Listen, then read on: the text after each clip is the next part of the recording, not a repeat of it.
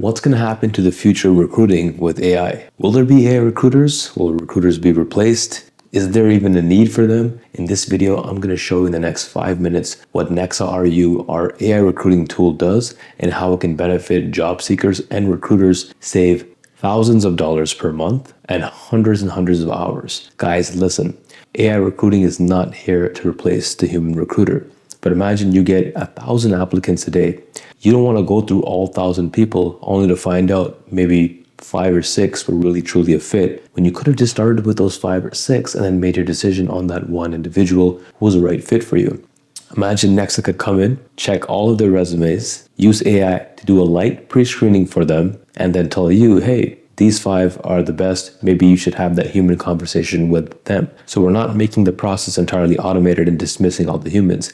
They're the main aspect of it. We're just aiding them. We're augmenting them to make it much better. So if you stick around, we're going to show you in this video how our dashboard works, how it can integrate into your workflow. I mean, you don't got to leave your ATS, whether you already work with Greenhouse, Bamboo, HR, Lever, Workday, you have a custom solution. We integrate with everybody and we just provide you that insight every time you post a job to who the candidates are and who's the best one for the role you're fitting. And that's very important. So I'll catch you in the next one. All right, guys, welcome back to the platform. You asked us, what is the future recruiting going to look like? Well, here is the Nexa Smart Screen, also known as Total Nexa RU, which stands for Recruiting and Upskilling. So if you're a recruiter, you're a talent acquisition manager, head of HR, and you're saying, why is this beneficial for me? As I said, imagine being able to, with no bias, interview wherever you want to interview. That means if I were to create a job, which is all you got to do, and you enter all this information, meaning job title, job description, AI can generate for you the locations. You can create preset questions, meaning if you ask certain repetitive questions like we always get, gender, race, H1 visas, anything, their citizenship, you can do that. You can also filter from the top skills you're looking for so people can see that and easily see if they're the right fit or not. What kind of style would you like our AI system to pre-screen them with? So we're going to use a 10 to 15 minute voice-to-voice call that's going to screen them, which I'll show you in a second. So that means formal, professional, behavioral, you name it, you can select that. And then you can obviously select the deadlines for when they should be pre-screened and when they're able to take the interview itself. As of right now, we can publish this to LinkedIn, Nexa, and you can also create it as a link. So if you want to send it to it privately to their email, which I'll show you in a second now. So let's say this is when you create a job. Now, the cool part is when you get a system like Nexa Smart Screen, imagine you're able to go and check out our candidate pool. So here's an example where let's say I have this candidate named Prithvi. He didn't apply via job. He applied actually via the main platform. So this is trynexa.com. This is where it's free.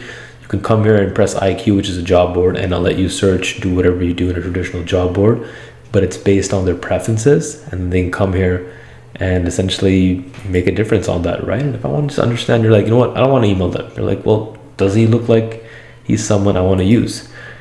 We created a place where you can get actual detail on them, who they are, a summary on them, full stack developer. You can check out their skill print. So one of the things we like to focus on is, what is their resume score? Okay, they're doing interview simulations. What was their top score? What are their top skills? Okay, so far I see he's good at React.js, which has been verified as an expert, because in order to get that, I would have to come on my profile and I would have to select that. And then I would have to do an assessment to say, okay, you pass 7 to 10, you're an expert. You get 3 to 5, you're intermediate. 1 to 3, you're very, low end beginner. You guys get the point here, right? So aside from that, if I wanted deeper insights into who this individual is, I can look at his interview simulation. So he did something with an AI developer, but he got a score of 3. So that tells me, not the best, right? He said, I'm a celebrity, challenging, fast growing, etc. Not the best responses, but pretty detailed feedback is going on here that you can see. Like, you understand what he did, what's going on, and it also gets better, right? Resume insights, and I can see insights on his top skills as well. So far, when I look at top skills, okay, cool. So it says, how do you ensure data privacy? And he answers something. So it might not relate to the job I'm looking for, right? If this is something that relates to you, you can understand. I can also see his resume from here. And if I want to, I can download it and I can get feedback on it. So I can get feedback on it based on the job description that I created, or I can create a job description and run the feedback in real time. You can see how useful that gets if you're in an interview. But I think for you, the main thing you guys want to see is, okay, cool. Well, Debbie, show me what job created, right? So here's an example of a job created. I created a job called account executive, right? I have a description. I can do all these things. I can update it if I need to, but I think for now I'm fine. I added these skills. I'm just showing you guys, and that's it. So far, there's no applicants. I think last time I checked, there was none. But if I were to go here and I went back to, I went back to the dashboard, went to Nexa IQ, and I think I did see this account executive role. So what I'll do is, I'm going to apply to this job, right? I can see if I'm a quick fit. If I'm a job seeker, first of all, they'll get help. They'll be able to just check out a guide and say, hey, am I a good fit? You know, resume is about the job. You know, how can I be the best fit? You know, random things like that. I'm going to apply and see, you know, if I actually am the best fit. So I think I have a really solid example sales resume. So it's going to analyze my resume and it's going to say, I already knew it, that this was pretty good. I have a pretty good experience in this field. So yes, I got a 9 out of 10, and it tells me. So transparency now, people know, right? People know exactly what they're expecting, if they're good or not. But it's up to them to prove it. You know, you should, hey, look, your resume looks good. We'll give you the chance to go through a screening now, right? So if it doesn't even, your resume doesn't even look good, we won't even waste compute on you guys, right? So I think that sounds good. I uploaded it, so I'll go ahead and submit that and see what happens. Okay, cool. So it said I applied, and I can go from there. I'm assuming if I were to check my applied jobs, it says that I qualified for it, and cool, sounds good. There's a deadline here, and I should get an email. Now, if I go back as a recruiter and I come here and check this, so if I go to jobs and I see that it's open, I should technically have my name here. And look, okay, cool. I applied to the job. I'm qualified. Resume score is pretty solid, as you can see, right? I can download my resume if needed, things like that, and go from there. It looks like me as a user didn't accept the interview yet, so I should get invited to an interview through my email, which I can obviously show you guys, and then from there on, you guys could be the judge and say, well, are we gonna go or not? So the other email didn't arrive yet, but I'm able to find an example email. So look, it looks like I made the next step. So it says, listen, I made the next step, but now usually you as the recruiter will probably have to call people, right? And what if you have 400 actual decent applicants? Now, going through that will take a month to complete the hiring process. What if I told you we can do that, filter it all out, and do that within a week? So in 1 week's time, we'll create a better deadline. That way they have to do this interview by this time.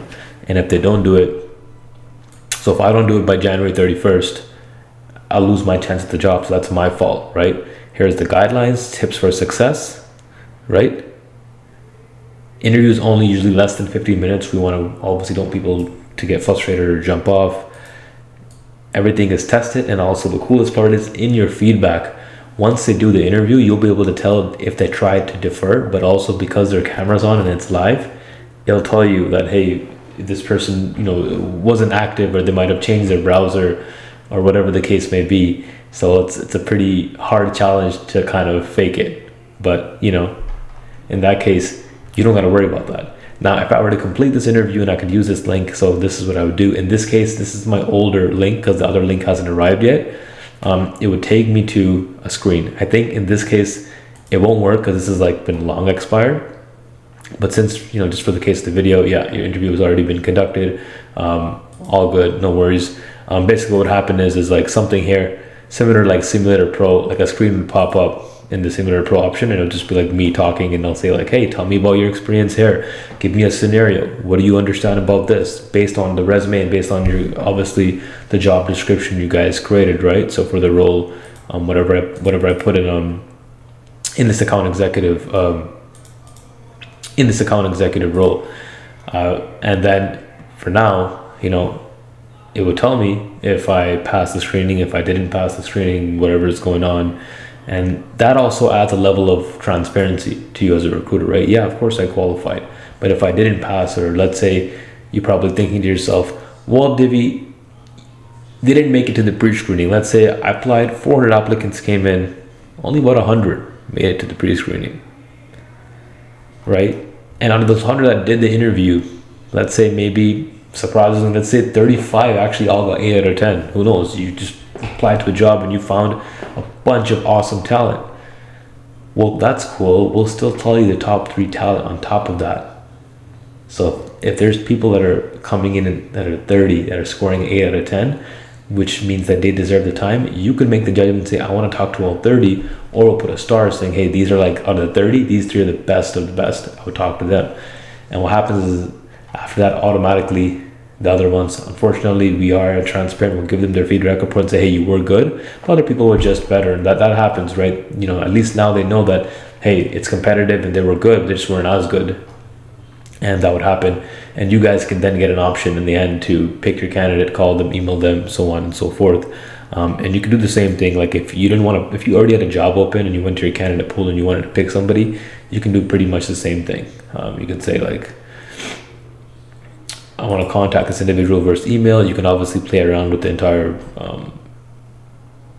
I guess, text and templates and all that kind of stuff, and pop it over, and it'll throw in a quick link from the job that you created, and it'll make their life much easier. You'll say, hey, listen, I have a job open. You can apply right away. That's just you being proactive. We can also recommend that for you. Or right off the bat, you could just say, hey, if you like somebody, like I like Dickinson, I can add him to a short list. What a short list is basically, this is a pool of hundreds and hundreds and hundreds and hundreds of candidates. If you're looking for a certain type of candidate, what you want to do is if you find a bunch of them, you know, you can probably select the ones you like and pop them over into a short list. That now lets you create your own detailed candidate lists. And if you want, you can even pop it to your own ATS if that's ever the case. This leads me to another thing. You're probably asking, well, this is interesting. I have this role, you know, I don't want to use your platform. I already use something like Greenhouse. I use something like Lever or ATS. Yeah, that's not a problem. We're integrated directly with them. Whenever you log in with them, you'll see a little widget in their marketplace that's called Nexa. Once you log in, this will always be like your master dashboard, but you can do everything through them. Meaning as soon as you're applying for a job and processing and all that stuff, it will actually go through their system. So you'll never have to context switch through Greenhouse. You'll get feedback of all the resumes, and then you can move them over to the next step. And then whoever does a good job on the interview, you'll get a feedback on that as well. And of course, you can make the final decision on your hiring. So I hope that was helpful today to answer the question. This will never replace your main recruiters. What this does is this saves you a lot of money in the hiring process, the time, because now if you're an internal employee, you can upskill and create these roles internally for them. We have an employee version of this platform. They can come here, apply to only open internal roles, look at different tools to practice and, you know, get ready before they actually, you know, head out and apply.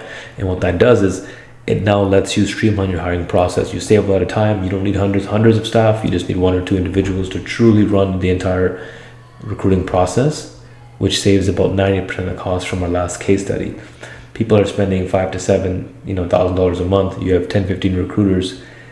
Quickly adds up to several 6 figures, and we cut that cost by 90%, and we increase the quality because we take off bias, human interaction.